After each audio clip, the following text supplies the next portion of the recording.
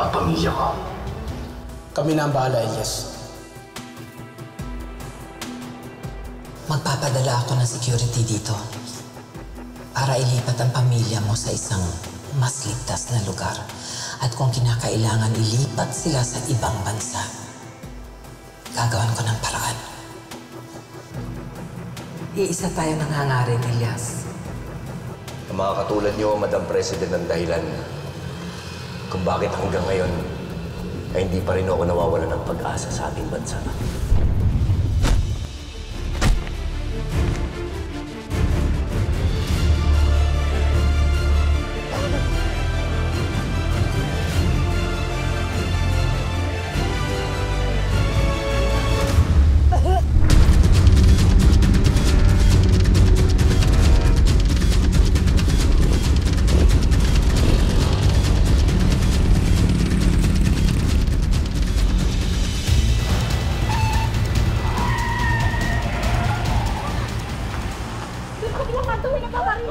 Kuya!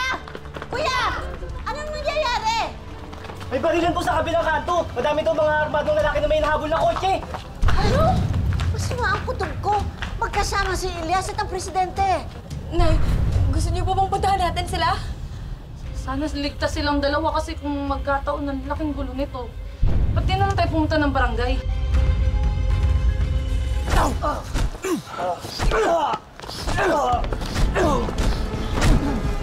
Ano akala mo, ha? Patay na ako, ha? Tsaka wala akong pakialam sa presidente. Ikaw ang gusto kong mamatay!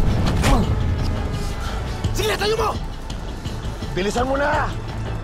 Tapusin mo na! Tayo mo! Tapusin mo na. Tapos ka na kayo.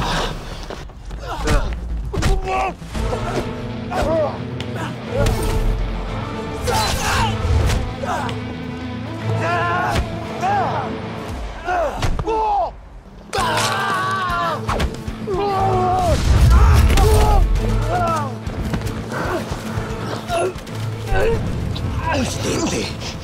Hinamay mo pa!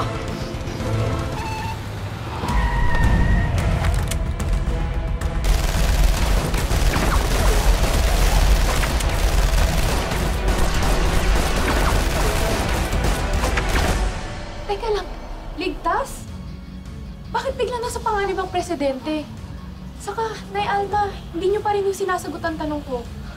Ano ba talaga nangyari kay Elias?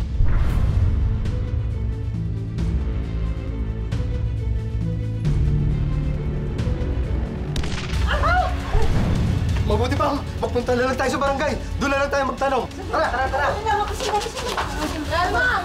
Ano yan naman? May ate! Halika ka na! Dalang. Danoy, mag-ingat kayo, ha?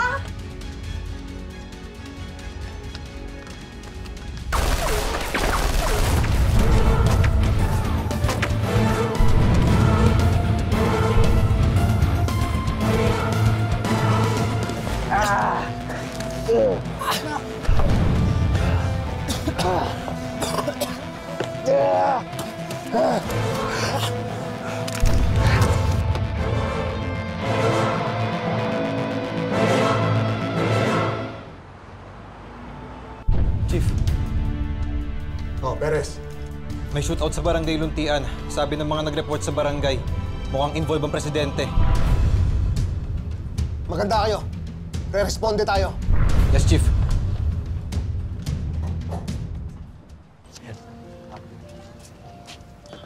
Yan, masarap yan. Maraming salamat, ate.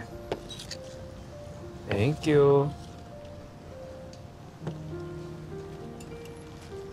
Salamat. Mahal. Pasensya ka na, naranasan mo itong lahat na sa akin, ha?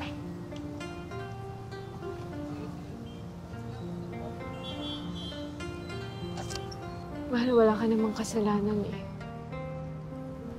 Sa totoo lang, ako yung nahihiya kasi ganun katratuhin ang pamilya ko.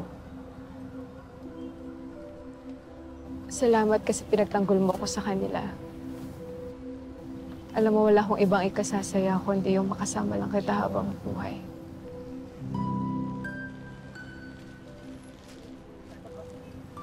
Mahal na mahal kita, Joel. Mahal na mahal kita. Pero kailangan natin maging maingat. Kilala ko sila Mama at si Ayi, Gemma.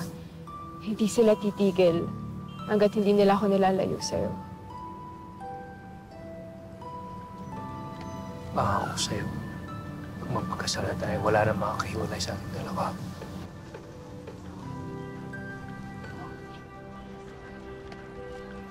Hindi na ako makapaghintay.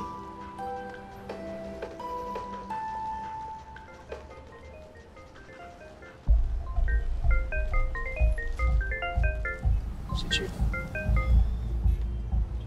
Yes, Chief. Ano? Anong nangyari kay Presidente?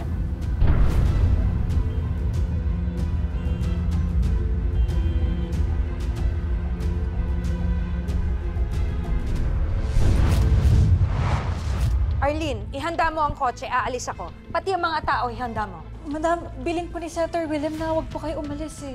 Hindi ako pwedeng tumunganga lang dito. Ma'am, huwag niyo nang ituloy ang binabalak niyo.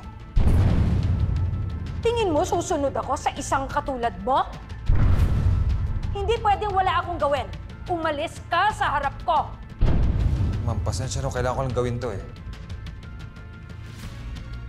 Sasayang lang tayo ng oras. Nasa labas ang totoong kalaban. Si Elias Guerrero. Ma'am. Arlene, asan ang kotse? Yung mga tao, nakahanda na ba? Kumusta naman yung mga kasama natin, mga pulis doon? Kapitana, ano bang balita doon sa barilan, doon sa sityo nyo? Teka, wag na ho kayo makialam. Trabaho na ho namin yun at mga pulis. Ay, hindi po pwede. Anak ko, pinag-uusapan natin dito. Baka kung ano nangyari sa kanya. At saka gawin niyo po yung trabaho niyo. Teka, sino ba kayo? At Vanessa, di ba ikaw yung dinampot ng mga barangay tanod ko? At sino yung anak na sinasabi nyo? Anong alam niyo sa mga humahabol sa kotse ng presidente? Eh, totoo nga po. Sasakyan nga po ng Pangulo yung pinagbababaril nila. Kung makakagulo kayo sa trabaho namin, mabuti pa umalis na lang kayo dito. Marami pa kaming gagawin eh. Siguro po, susundan ko na lang po si Elias. Vanessa, sama ako. Hindi na po, Alma. Dito na lang po kayo. Mas ligtas po dito, pretty. Bandayan mo si Alma, ha? Ako na bahala. O, samahan mo ako. Sama ko sa'yo. Sige, samahan ko muna siya po. Mag-iingat kayo, balitaan niyo ako. Mag-ingat kayo, ha? Sige, bigay dito. Nanay Alma, mabuti pa umuwi na lang po muna tayo. Kumalma lang kayo, sila na po bahala doon. Diyos ko, ang anak ko. Kayong dalawa, sunod kayo, agad kayo sa akin, ha? Kapitana, salamat. Sige na, Gina, mauna ka na. Teka, saan ka pa pupunta? Delikado. Sabay na tayo umuwi. Impyerno ang naging buhay ko, pero nakalaya ako. Tandaan mo yan. Alam ko nanganganib si Elias. Nararamdaman ko. Kailangan niya ng tulong ko.